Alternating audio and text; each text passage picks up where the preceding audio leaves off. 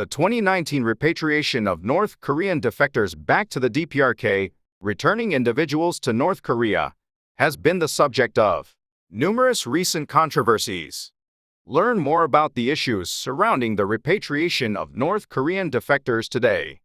What is the North Korean defectors repatriation case? On November 2, 2019, 2 North Koreans towed a ship down to Samcheok, Gangwon-do.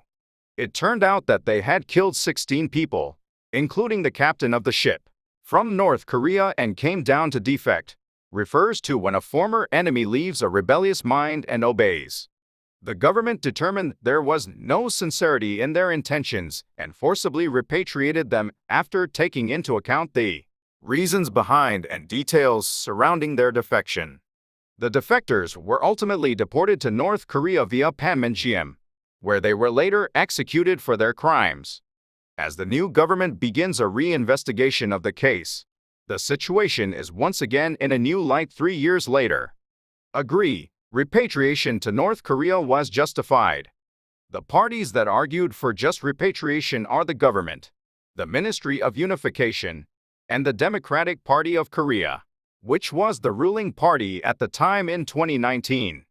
Their argument is as follows. First, the investigation was sufficient, and the murder charges were proven.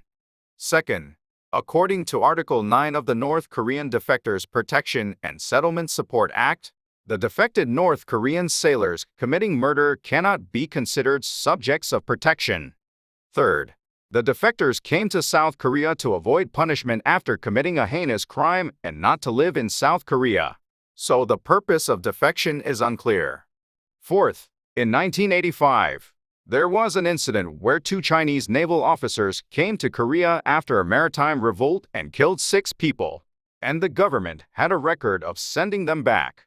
Fifth, in most recent opinion polls, 50 to 60% of the citizens are in favor of repatriation back to North Korea.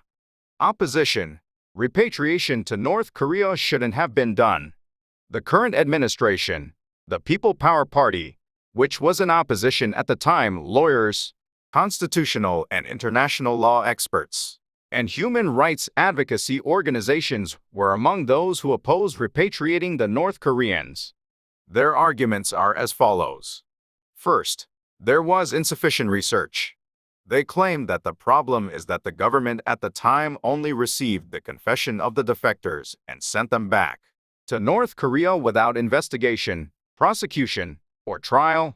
Second, there is Article 9 of the North Korean Defectors Protection and Settlement Support Act, but this means that North Korean defectors who have committed crimes can't be supported, but not that they can be repatriated.